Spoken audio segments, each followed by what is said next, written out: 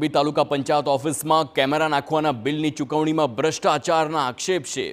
તાલુકા વિકાસ અધિકારી કે.એસ. ડાંગરે તમામ આક્ષેપોને ફગાવ્યા છે। તેમણે કહ્યું કે કેમેરા નાખવામાં કોઈ ગેરરીતિ નથી થઈ, નિયમો પ્રમાણે જ કામગીરી કરવામાં આવી છે।